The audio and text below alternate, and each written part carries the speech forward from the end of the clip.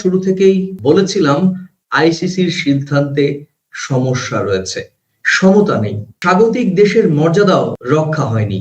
আর এক মোস্তাফিজ ইস্যুকে কেন্দ্র করে যে অবহেলা তৈরি হয়েছে তা শুধু একজন ক্রিকেটারকে নয়, বরং পুরো বাংলাদেশকেই প্রশ্নের মুখে দাঁড় করিয়ে দেওয়া হয়েছিল। আজ পুরো পৃথিবী অবাক, ক্রিকেট বিশ্বকাপ চলছে কিন্তু গ্যালারি ফাঁকা, মাঠ নিস্তব্ধ। বিনা পয়সায় টিকিট দিয়েও দর্শক নেই, নেই দীর্ঘ লাইন। এটা কি ক্রিকেটের ব্যর্থতা নাকি আইসিসির ভণ্ডামির ফল? পাকিস্তান নেদারল্যান্ডস ম্যাচই তার প্রমাণ। বিভিন্ন দেশের গণমাধ্যম বলছে বাংলাদেশ ছাড়া বিশ্বকাপ মনে হচ্ছে না, কারণ বাংলাদেশ ছিল স্টেডিয়ামের প্রাণ, ছিল এশিয়ার উত্তেজনা। বাংলাদেশের পাশে ছিল একমাত্র পাকিস্তান, আর বাকিরা নীরব দর্শক, মুখ ফিরিয়ে থাকা রাষ্ট্র। এটা কূটনীতি নয়, এটা ছিল কাপুরুষতার লক্ষণ। আইসিসি বলেছিল ফেয়ার প্লে, কিন্তু মাঠে গিয়ে দেখা গেল ফেয়ার প্লে শুধু পোস্টারে। এখন প্রশ্ন উঠেছে, আইসিসির কি কোনো লজ্জা হবে না ফাঁকা গ্যালারি দেখে, নাকি আবার বলবে সব ঠিক আছে, কোনো সমস্যা নেই? বিশ্ব ক্রিকেট এখন আয়নার সামনে দাঁড়িয়ে। এই আয়না কি ভাঙবে নাকি আইসিসির মুখোশ খুলে দিবে, এটাই এখন দেখার। বিস্তারিত বিশ্লেষণ ভিডিওর পরবর্তী অংশে। ভিডিওটি ভালো লাগলে অবশ্যই লাইক, কমেন্ট, শেয়ার এবং এই ভিডিওতে যারা নতুন তারা অবশ্যই সাবস্ক্রাইব করবেন। কিন্তু শেষ পর্যন্ত আইসিসি নমনীয় হয়েছে। বাংলাদেশকে টি-20 বিশ্বকাপ থেকে বাদ দেওয়া হয়েছে, এটা বাস্তবতা। তবে আইসিসি বলছে ভবিষ্যতে ম্যাচ ফি দেওয়ার বিষয়টি বিবেচনা করা হবে। বাংলাদেশে আন্তর্জাতিক ইভেন্ট আয়োজনের প্রতিশ্রুতি দেওয়া হয়েছে। স্বাগতিক দেশ হিসেবেও বাংলাদেশকে আনুষ্ঠানিক স্বীকৃতি দিয়েছে আইসিসি। আর এই জায়গা থেকেই অনেকের দাবি এটা বাংলাদেশের নৈতিক জয়, আর অবশ্যই আইসিসির নৈতিক হার। কারণ বাংলাদেশ মাথা নত করেনি, চাপের কাছে নতি স্বীকার করেনি, সম্মানের প্রশ্নে এক চুল সরে দাঁড়ায়নি। কিন্তু প্রশ্নটা এখানেই থেমে থাকছে না প্রিয় দর্শক, প্রশ্নটা আরো গভীরে। বিশ্বকাপে না খেলে বাংলাদেশ আদপে কি পেল আর কি বা হারলো? চলুন আজকে সেই প্রশ্নের উত্তরগুলো খুঁজে বের করার চেষ্টা করব প্রথম কলকাতার আলোচনা ও বিশ্লেষণ ভিত্তিক অনুষ্ঠান প্রাসঙ্গিক প্রসঙ্গে। প্রতিদিনকার মতো আজকের আলোচনায় আলোচক বিশ্লেষক প্রথম কলকাতার ডেপুটি এডিটর পরমাশিস খোসরা এবং সঙ্গে আমি সুব্রত আচার্য। তাহলে বিশ্লেষণ শুরু করা যাক। পরমাশিস, তোমাকে প্রথম কলকাতার স্ক্রিনে স্বাগত। পরমাশিস, টান টান উত্তেজনা আমরা দেখলাম, প্রতিদিন নতুন নতুন অনুষঙ্গ যুক্ত হচ্ছিল গোটা আইসিসির টি-20 বিশ্বকাপকে নিয়ে, যার সূত্রপাত হয়েছিল আইপিএল এ কেকেআর এর টিম থেকে মুস্তাফিজুর রহমানকে বাদ দেওয়ার ঘটনার মধ্য দিয়ে। এবং আমি বলবো আপাত দৃশ্যে শেষ হলেও কিন্তু আবার বেশ কিছু নতুন বিতর্কেরও জন্ম হয়েছে আইসিসির সবশেষ গতকালকের প্রেস রিলিজের যে বক্তব্য, বাংলাদেশকে ম্যাচ ফি দেয়া, বাংলাদেশকে আন্তর্জাতিক ইভেন্টের স্বাগতিক দেশ হিসেবে স্বীকৃতি দেয়া, এবং অবশ্যই বাংলাদেশ যে এই টি-20 বিশ্বকাপ খেলতে রাজি হয়নি নিরাপত্তার কারণে, সেখানে বাংলাদেশকে ক্ষতিপূরণের, অর্থাৎ যে শাস্তি হিসেবে যে ক্ষতিপূরণ দেওয়া হয় সেই ক্ষতিপূরণও দিতে হবে না বাংলাদেশকে। কিন্তু তারপরেও প্রশ্ন থাকছে, বাংলাদেশ এই টি-20 বিশ্বকাপে না খেলে আসলেই কি পেল? দেখো, সবার প্রথম আমি বলবো বিসিবির যে দাবি ছিল সেই দাবিটাকে যদি আমি একটা আবেগ ধরি, আবেগের সেতু, সেই সেতুটা নির্মিত হয়েছিল সার্বভৌমত্ব রক্ষা, নিজেদের সম্মান এবং নিজেদের অধিকার।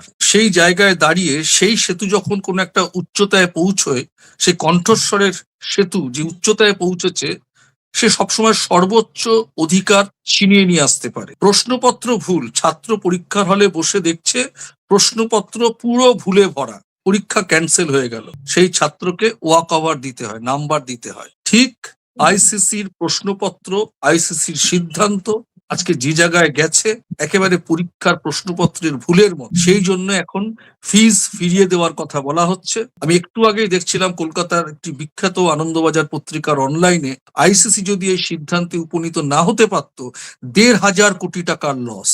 আমরা প্রথম থেকেই বলেছি, হয়তো আমাদেরকে অনেকে বলবে যে আইসিসির বিরুদ্ধে আমরা কথা বলছি, বিসিসিআই এর বিরুদ্ধে কথা বলছি, নট দ্যাট। আমরা কথা বলছি ক্রিকেটীয় কালচার আইসিসি রক্ষা করতে পারেনি। একদমই, কিন্তু প্রশ্ন উঠেছে পরমাশিস যে বাংলাদেশ আসলে কি পেল। কারণ তুমি জানো যে এটা যদি আমাদের দিক থেকে বিশ্লেষণ করি, দেখো প্রথমত বাংলাদেশ দেখিয়েছে তারা দর কষাকষিতে দুর্বল নয়, আইসিসির মতো শক্তিশালী সংস্থাকে তারা চাপে ফেলতে পারে। দ্বিতীয়ত বাংলাদেশের অবস্থান আন্তর্জাতিক স্তরে নৈতিক যুক্তিসঙ্গত বলেও চিহ্নিত হয়েছে। এবং তৃতীয়ত অবশ্যই সেটি গুরুত্বপূর্ণ যে ভবিষ্যতে ইভেন্টের প্রতিশ্রুতি এসেছে, যদিও সেটি কাগজে কলমে, কিন্তু এটাও এক ধরনের কূটনৈতিক জয়। আবার এটাও অনেকে বলছেন যে এগুলো তো আইসিসির কাছ থেকে পেলো, প্রতিশ্রুতি পেলো বা সত্যিকার অর্থে হয়তো হবে, কিন্তু বাস্তবিক অর্থে চোখে দেখা হাল, আমাদের সাংবাদিকতায় একটা কথা আছে, আঁখো দেখা হাল। চোখের সামনে আমরা বিশ্বকাপ দেখছি, যেটি 7 তারিখে শুরু হয়েছে, ক্রিকেটের নন্দন কারণে হওয়ার কথা ছিল। ওয়েস্ট ইন্ডিজের বিপক্ষে বাংলাদেশের আমরা দেখলাম ওয়েস্ট ইন্ডিজের বিপক্ষে স্কটল্যান্ডকে ছক্কা হাঁকাতে, সেখানে বাংলাদেশ নেই। তাহলে বাংলাদেশ কি হারাতো? এটা কিন্তু কঠিনতম একটা প্রশ্ন, জানো।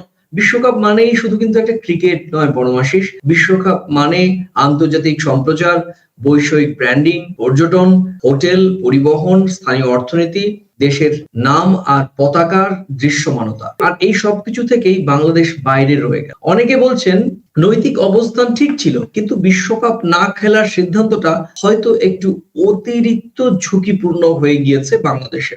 তুমি কিভাবে দেখছো বিষয়টি? না দেখো, খেলা তো বাংলাদেশ তো কখনো খেলবে না বলেনি। যারা বলছেন ঝুঁকিপূর্ণ, তারা তো ঝুঁকিটা নিয়েছে। ঝুঁকিপূর্ণ নয় যে আমি একটা নিরাপত্তার অভাব বোধ করছি আমি সেখানে খেলতে যাব, সেটা ঝুঁকিপূর্ণ নয়। যারা এই কথাটা বলছেন তাদের কি হাঁটুতে বুদ্ধি? আমি একটা জায়গায় খেলতে যাব, সেখানে নিরাপত্তার অভাব রয়েছে, সেটা ঝুঁকিপূর্ণ নয়? তাহলে সেই ঝুঁকি নিয়ে ক্রিকেট খেলতে যাবে? তারা তো খেলবে না কখনো বলেনি। তারা বলেছে শ্রীলঙ্কার মাটিতে খেলবো। অতীতে তো ভারতও অন্য জায়গায় খেলার সুযোগ পেয়েছে। ভাই, ক্রিকেটীয় কালচার থেকে প্রশ্ন তুলতে হবে। বাংলাদেশ ঝুঁকিপূর্ণ জায়গায় রয়েছে, আইসিসি ঝুঁকিপূর্ণ জায়গায় যাচ্ছিল না। পাকিস্তান না খেললে 15,000 কোটি টাকার লস। মূল ঝুঁকি কোথায়? মূল ঝুঁকি তো টাকাতে, অর্থে। যারা বলছেন ঝুঁকিপূর্ণ, ঝুঁকি তো সব জায়গায়। রাস্তা দিয়ে সাইকেল নিয়ে চলে গেলে বিটি রোডে গাড়িতে ধাক্কা মেরে মানুষ মারা যায়, প্লেনে গেলে হয়, বিমান হয়। ঝুঁকি তো জীবনের সব জায়গায়, জীবনের সব জায়গায় তো ঝুঁকি রয়েছে। বিমানে চললে বিমান দুর্ঘটনা, ট্রেনে চললে ট্রেন দুর্ঘটনা, নৌকায় চললে নৌকা ডুবি, রাস্তা দিয়ে চলে গেলে সড়ক দুর্ঘটনা। কিসের ঝুঁকিপূর্ণ? যেখানে সরাসরি থ্রেটিং রয়েছে। যারা বলছেন ঝুঁকিপূর্ণ, তাহলে মুস্তাফিজের জায়গাটা কি ছিল? ভেবে বলতে হবে। সিদ্ধান্তহীনতায় আইসিসি ভুগেছে প্রথম থেকে, এটা বুঝতে হবে। সেই জন্য এখনো সমাধান সূত্র বেরোয়নি। লিখিত প্রস্তাব দেওয়া হচ্ছে, যেটাকে বিসিবি আজকে নৈতিক জয় বলছে, সম্মান রক্ষা বলছে, সার্বভৌমত্ব রক্ষা বলছে। তাদের দাবিটা কি ছিল? তারা তো কখনো খেলতে আসতে চায় না, ভারতে বলেনি। তাহলে মুস্তাফিজুরকে যারা বলছেন, যে বিশেষজ্ঞরা বলছেন, তাদের কাছে প্রশ্ন ছুড়ে দিচ্ছি, মুস্তাফিজুরকে বাদ দেওয়া হয়েছিল কেন? কোন রিপোর্ট বলেছিল? কোন রিপোর্ট, কোন এজেন্সি বলেছিল যে ভারতে খেলতে আসলে জাতীয় পতাকা নিয়ে যাওয়া যাবে না কলকাতায়? ভারতের থ্রেটিং আছে। গত পরশুদিন বাংলাদেশের পতাকা নিয়ে একজন বাংলাদেশি এসেছিলেন কলকাতায়, সে দৌড়াচ্ছেন তার দেশের জাতীয় পতাকা নিয়ে। কোন দুর্ঘটনা ঘটেছে? তাহলে কোন এজেন্সি উত্তর দেয়? কোন এজেন্সি রিপোর্টের ভিত্তিতে এরকম পরামর্শ ছিল? তাহলে পরমাশিস, বাংলাদেশের যুক্তি বা দাবি যে ঠুনকো ছিল না, সেটি মোটামুটি পরিষ্কার। বাংলাদেশের যুক্তি ছিল কি, আমরা একটু এক নজরে যদি দেখি, তাহলে অবশ্যই প্রথমে তুমি যেটা বলছিলে, আমরাও যেটা বলছিলাম, সমস্বরে নিরাপত্তা, দ্বিতীয়ত অবশ্যই আত্মসম্মান, দেশের জাতীয়তাবোধ, এবং তৃতীয়ত স্বাগতিক যে দেশের, অর্থাৎ তারা চাইছিলেন তাদের আত্মবিশ্বাসের জায়গা থেকে, এবং নিশ্চয়ই তারা সম্ভবত এটাও ভেবেছিলেন যে আইসিসির যে এই পক্ষপাত দুষ্ট আচরণ, যেটি হয়তো অতীতেও কোনো কোনো ক্ষেত্রে প্রকট হয়েছিল, সেখানে দাঁড়িয়ে আইসিসির বিরুদ্ধে একেবারে চোখে চোখ রেখে কথা বলার সৎ সাহস একটু অ্যাসিড টেস্ট করার মতো আমার মনে হয় বাংলাদেশের পক্ষ থেকে করতে চাওয়া হয়েছিল, এবং সেটাও অনেকটা যৌক্তিক, এবং সেই যুক্তিগুলো কিন্তু খণ্ডাতে পারেনি আইসিসি। সমস্যা হচ্ছে যে দেখো, সবটাই যুক্তিতে সমস্যা, কিন্তু যুক্তি শোনে না। অনেক সমস্যা আবেগ এবং বাস্তবিক প্রেক্ষাপটও দেখে। আর আরেকটি বিষয় হচ্ছে, সমস্যা সিদ্ধান্তের শেষ ধাপে তৈরি হয়, অর্থাৎ সিদ্ধান্তগুলো যখন দেয়া হয় তারপর আবার একটা নতুন করে সমস্যা তৈরি হয়। দেখো, বাংলাদেশকে আইসিসি অবশ্যই তিনটি জায়গা থেকে নমনীয় হয়েছে এবং বাংলাদেশকে তাদের স্বীকৃতি দিতে বাধ্য হয়েছে। বাংলাদেশের নৈতিক জয়, এবং এক্ষেত্রে আইসিসি যে নিজেদের ভুল হয়েছে সে বিষয়টিও তাদের যে দেয়া প্রেস নোটে পরিষ্কার করে বলা হয়েছে। একটু শুনবো যে প্রেস নোটে ঠিক কি বলা হয়েছে। দেখো, আইসিসির চিফ এক্সিকিউটিভ মিস্টার গুপ্তা তিনি বলেছেন, আইসিসির মেন্স টি-20 বিশ্বকাপে বাংলাদেশের অনুপস্থিতি অত্যন্ত দুঃখজনক। তবে এতে বাংলাদেশকে একটি মূল ক্রিকেটিং দেশ হিসেবে দেখায় আইসিসির দীর্ঘমেয়াদী অঙ্গীকারে কোনো ধরনের পরিবর্তন আসবে না। দেশটিতে ক্রিকেটের টেকসই বিকাশ নিশ্চিত করতে, অর্থাৎ বাংলাদেশের ক্রিকেটের বিকাশ নিশ্চিত করতে এবং খেলোয়াড় সমর্থকদের জন্য ভবিষ্যৎ সুযোগ আরো শক্তিশালী করতে বাংলাদেশ ক্রিকেট বোর্ড সহ গুরুত্বপূর্ণ অংশীদারদের সঙ্গে ঘনিষ্ঠভাবে কাজ করার দিকেই আমাদের অর্থাৎ আইসিসির মনোযোগ অব্যাহত থাকবে। বাংলাদেশ একটি অগ্রাধিকার ভিত্তিক ক্রিকেট ইকোসিস্টেম, যার উন্নয়ন, প্রতিযোগিতামূলক সক্ষমতা এবং বৈষয়িক সংযুক্তিতে দীর্ঘমেয়াদী বিনিয়োগ প্রাপ্য। স্বল্পমেয়াদী ব্যাঘাতে বাংলাদেশকে সংজ্ঞায়িত করা যাবে না। পরমাশিস, এই যে স্বীকারোক্তি, এইটি কি বাংলাদেশের বড় অর্জন নয়? এবং শুধু বলবো বাংলাদেশের অর্জন নয়, বাংলাদেশ নিজে বুক চেতিয়ে দিয়ে বাকি অন্য দেশগুলোকে, আইসিসি চোখে বড় দেশ বা ছোট দেশের ক্ষেত্রে সমতাকে এস্টাবলিশ করলো নাকি বাংলাদেশ? আসলে আইসিসি কে কানে সর্ষের তেল দিয়ে দাবিটা ঢুকিয়ে দিয়েছে, যাদেরকে এই ম্যাচ থেকে তারা খোয়াতে বসেছিল। এবং এই টুর্নামেন্টের আর্থিক যদি আমরা ভ্যালু দেখি তাহলে একেবারে তলানিতে আর্থিক যা অবস্থা, তাতে আইসিসি এই টুর্নামেন্ট পরিচালনা করতে যে খরচ হয় সেই খরচের টাকাও কিন্তু আইসিসি তুলতে পারত। সে কারণেই আইসিসি দৌড়ে গেল বাংলাদেশের দিকে, বুলবুল সাহেবকে অনুরোধ করলেন যে বিষয়টি নিয়ে যাতে পাকিস্তানকে বোঝানো হয়। এই দেখো, এগুলো কিন্তু সবই হয়েছে আন্ডার টেবিল বলতে দৃশ্যপটের বাইরে খুব গোপনে হয়েছে, নিজেদের মধ্যে কথা বলা বলি হয়েছে, ফোনে, হোয়াটসঅ্যাপে, মেইলে, যে একটা সংকট থেকে বেরিয়ে আসার জন্য। সঙ্গতভাবে আইসিসি বিশ্ব ক্রিকেটের নিয়ন্ত্রক সংস্থা, তারা হয়তো বুঝতে পেরেছে যে এই ভুল চালে যেভাবে তারা জড়িয়ে যাচ্ছে তাতে এই ম্যাচটি সংকটাপন্ন, এবং এই ম্যাচটি না হলে গোটা আয়োজনটি আসলে চলে যাবে, আর্থিক ক্ষতি হবে, ফেস ভ্যালু নষ্ট হবে, ব্র্যান্ড ভ্যালু নষ্ট হবে, এবং আগামীতে আইসিসির এই ধরনের বৈষয়িক একটা আয়োজন নিঃসন্দেহে আরো বড় ঝুঁকির মুখে ফেলতো আইসিসির আয়োজক। সে কারণেই বাংলাদেশকে কৌশলে ইনভলভ করা হলো, বলা হলো যে যাতে ভারত পাক ম্যাচটি হয় এবং পাকিস্তান যাতে ভারতের সঙ্গে লড়ে, ভারতের বিপক্ষে লড়ে এবং ম্যাচটি যাতে হয়। সে কারণেই আমরা দেখেছি যে বুলবুল সাহেব উড়ে গেলেন লাহোরে এবং গাদ্দাফি স্টেডিয়ামে, তারা রুদ্ধদ্বার বৈঠক করলেন, 5.5 ঘন্টার বৈঠক হলো, তারপর বিষয়টি সামনে এলো। অর্থাৎ যে বাংলাদেশ নিজে বিশ্বকাপে নেই এই বলা হলো পাকিস্তানকে ম্যানেজ করতে। দেখো, এখানে যেখানে যে বাদ পড়লো সেই ম্যানেজ মাস্টার হলো, বুঝতে পারছো আইসিসির কি কন্ডিশন? যাকে বাদ দেওয়া হলো তাকে ম্যানেজ মাস্টার করে নীতি নির্ধারণের জায়গায় কাটা ঘা সারানোর দায়িত্ব দেওয়া হলো। তাহলে আমরা যে প্রথম থেকে বলছিলাম যে আইসিসি নিরপেক্ষতা ছিল না, সমতা ছিল না, বাংলাদেশের দাবিকে হীনতা মানে নিচু স্তরে দেখা হয়েছে, তাদেরকে আমি বলবো স্যাবোটেজ, এটা এক জাতীয় স্যাবোটেজ করার চেষ্টা করা হয়েছে। যারা বলছেন ঝুঁকিপূর্ণ, বাংলাদেশরা ঝুঁকিপূর্ণ সিদ্ধান্ত নিয়েছে, ভাই ঝুঁকিপূর্ণ ডেফিনেশন কি? আর্থিক ক্ষতি, প্রাণের ক্ষতি নেই না। আমি দেখো, এই যে এই মাঝখানে যে বিষয়টি একটু স্ক্রিপ্ট হয়ে যাচ্ছিল, যে এই পাকিস্তানের এই ইনভলভমেন্ট, পাকিস্তান বাংলাদেশের পাশে দাঁড়ানো, এবং শেষ মুহূর্তে পাকিস্তানও এই আইসিসির প্রস্তাবে তারাও বেঁকে বসতে পারলো না পাকিস্তানের ক্রিকেট। এক্ষেত্রে অনেকেই বলছেন যে তাহলে কি বাংলাদেশের আবেগ পাকিস্তান ব্যবহার করলো, বাংলাদেশকে শিখুন্ডি হিসেবে দাঁড় করালো, আখেরে বাংলাদেশই খেললো না, বাংলাদেশকে বাদ যেতে হলো, কিন্তু পাকিস্তান বা তাদের চিরশত্রু ভারতের বিপক্ষে খেলছে এবং বিশ্বকাপে তাদের দেখা যাচ্ছে, অথচ বাংলাদেশ। যারা এই কথাটা বলছেন পাকিস্তান কি আগে বলেছিল যে আমরা ভারতের সঙ্গে খেলবো না? নাকি পাকিস্তানের থেকে এনওসি নিয়ে বাংলাদেশ বলেছিল যে আমাদের দাবিটা মানতে হবে, যে আমরা ইন্ডিয়ায় গিয়ে খেলবো না, অন্য দেশে খেলবো না? তা তো হয়নি। পাকিস্তান তখন সিনেই ছিল না। যখন সবাইকে ডাকা হয়েছে ভোটাভুটিতে তখন পাকিস্তান ইনভলভ হয়েছে, তখন পাকিস্তান বাংলাদেশের পাশে দাঁড়িয়েছে, অনেক সমালোচনা হয়েছে। আজকে পাকিস্তানকে খেলানোর জন্য বুলবুল সাহেবকে কেন লাহোরে ছুটে যেতে হয়?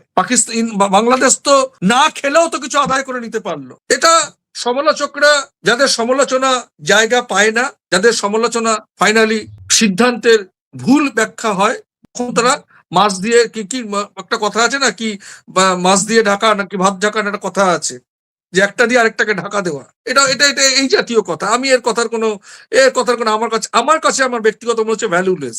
পাকিস্তান তো আগে বাংলাদেশের পক্ষে যায়নি, সবাইকে যখন ডেকেছে তখন পাকিস্তান ইনভলভ হয়েছে।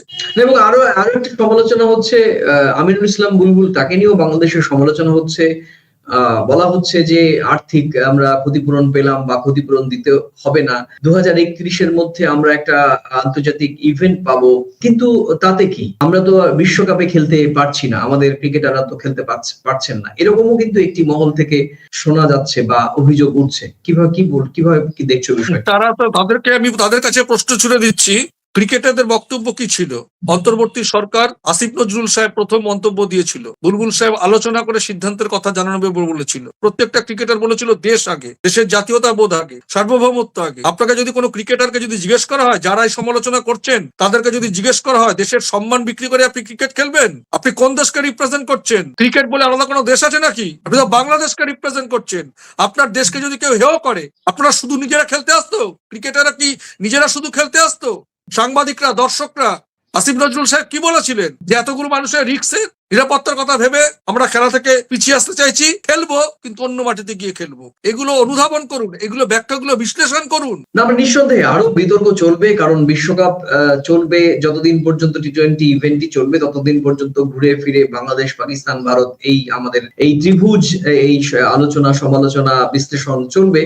আস্তে আস্তে আমরা অনুষ্ঠানের শেষ দিকে যাচ্ছি, আলোচনার শেষ দিকে যাচ্ছি। পরমাশিস, বলবো তোমার কাছে একটা প্রশ্ন রাখবো যে আইসিসির সোমবারের প্রেস নোটটা তোমার ঠিক কেমন লেগেছে সেটা যদি তুমি একটু বলো, কারণ আইসিসির প্রেস নোটটা কিন্তু আমার কাছে মনে হয়েছে যে আইসিসির মূলত কার্যত চাপে, মানে মহা চাপে পড়েছে। আমরা বাংলায় যেটা বলি, বাঙাল ভাষায় মহা ফাপড়ে পড়েছে, এখনো উঠতে পারেনি। 15 তারিখ ম্যাচটা হোক, তারপর মানে এইটা হচ্ছে, মানে এই আইসিসির এই প্রেস নোটটা হচ্ছে, যখন বাতিল করার সিদ্ধান্ত দিয়েছিল তখন আইসিসি কর্মকর্তারা যে ব্লেজার পরেছিল, এখন উদ্ধার হওয়ার ব্লেজার পড়েছে। এখানে ব্লেজার বলো, উদ্ধার হওয়ার ব্লেজার এই প্রেস নোট।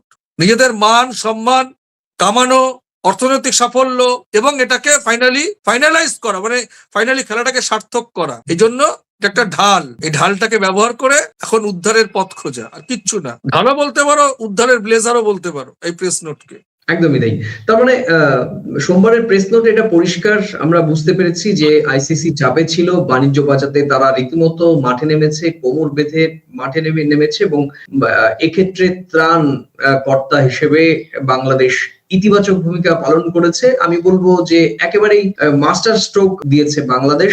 আর ক্রিকেটকে টিকিয়ে রাখতে শেষ পর্যন্ত যে আইসিসি বুঝতে পেরেছে, এটা অবশ্য আমি বলবো তারা কিন্তু ধন্যবাদ প্রাপ্য, কারণ আইসিসির যদি তাদের আগের অবস্থানে থাকতো তাহলে হয়তো এই যে ড্যামেজ কন্ট্রোল সেটা হতো না। আর আইসিসি শুরুতেই যদি মুস্তাফিজ ইস্যুতে আরো সংবেদনশীল হতো, শ্রীলঙ্কায় বাংলাদেশের ম্যাচ দেওয়ার অনুরোধ তারা রক্ষা করতো বা মানতো, তাহলে আজকে এই পরিস্থিতি তৈরি হতো না। তোমাকে অনেক ধন্যবাদ। এখানে আমি একটা প্রসঙ্গ বলে রাখি, আমি আইসিসির কর্মকর্তাদের কোনো তির্যক ভাবে কোনো মন্তব্য করছি না। তারা যে একটা উত্তরণের পথ খুঁজে নিয়েছেন, যেটাকে আমি বলছি যে উদ্ধারের ব্লেজার, উদ্ধারের ঢাল, তারা যে সিদ্ধান্তটা নিয়ে এই প্রেস নোটটা দিয়ে এই যে খেলাকে ফাইনালি ক্রিকেট দুনিয়ায়, ক্রিকেট লাভার, বিশ্ব ক্রিকেট মঞ্চে তারা যে একটা ফাইনালি একটা সিদ্ধান্ত উপনীত হওয়ার যেটা পথ খুঁজে নিয়েছেন, দেরিতে হলেও যে একটা ভালো সিদ্ধান্তের বোধোদয় আপনাদের হয়েছে, এই জন্য ক্রিকেট প্রেমী হিসেবে, একজন সাংবাদিক হিসেবে, প্রথম কলকাতার ডেপুটি এডিটর হিসেবে এবং সমস্ত ক্রিকেট লাভারের পক্ষ থেকে আপনাদের কাছে অনন্ত কৃতজ্ঞতা জানাই। আমি একটু ট্রোল করতে চাই, মানে এটা কোট আনকোট একটি প্রাণী রয়েছে আমাদের, যে প্রাণী জল খায় কিন্তু ঘোলা করে খায়। আইসিসি সেই জলটাই খেলো, পরিষ্কার জল খেতে পারতো, কিন্তু তারা খোলা করে জলটা খেলো শেষ পর্যন্ত। জলটা গিললো বা গেলানোর চেষ্টা করলো, সেটা একদম সলিড, ক্লিন, ক্রিস্টাল ক্লিন জলটাই তারা খেতে পারতো যদি মোস্তাফিজুর রহমানের ইস্যুতে বাংলাদেশের দাবি তারা মানত। তবে যাই হোক, পরমাশিস তোমাকে অনেক ধন্যবাদ। বাংলাদেশ ভুল করেনি, বাংলাদেশ মাথা উঁচু করে রেখেছে শুরু থেকে শেষ পর্যন্ত, এটাই বড় কথা। কিন্তু একই সঙ্গে এটাও সত্য প্রিয় দর্শক, বিশ্বকাপে খেললে বাংলাদেশের ক্রিকেট অর্থনীতি আর আন্তর্জাতিক উপস্থিতি আরো বেশি লাভবান হতে পারত। এখন দেখার আইসিসির প্রতিশ্রুতি বাস্তবে কতটা দেখতে পারেন বিশ্ব ক্রিকেটের সমর্থকরা, নাকি সবই থেকে যাবে প্রেস নোটের পাতায়। তুমি যেটা বলছো যে তারা এই উদ্ধারের জ্যাকেটটি কতটা ভ্যালু আছে। আর এই মুহূর্তে বাংলাদেশ যে নৈতিকতার লড়াইয়ে আইসিসির চোখে চোখ রেখে লড়ছে, সেটি নিঃসন্দেহে ইতিহাসের পাতায় স্বর্ণাক্ষরেই লেখা থাকবে। কারণ বাংলাদেশ শুধুমাত্র তার নিজের দেশের ক্রিকেটীয় সংস্কৃতির জন্য লড়েনি, গোটা বিশ্বের ক্রিকেট সংস্কৃতি, শিষ্টাচার এবং আইনকে সুসংহত করার জন্যই লড়েছে বাংলাদেশ। তাহলে আজ এ পর্যন্তই, আবার দেখা হবে প্রাসঙ্গিক প্রসঙ্গের নতুন কোনো বিষয় নিয়ে। আর প্রিয় দর্শক, আজকের এই আলোচনার কোন অংশের সঙ্গে বা গোটা আলোচনার সঙ্গে আপনি সহমত বা ভিন্নমত কিনা সেটি মন্তব্যের কলামে লিখে জানাতে ভুলবেন না। আর এই ভিডিওটি ভালো লাগলে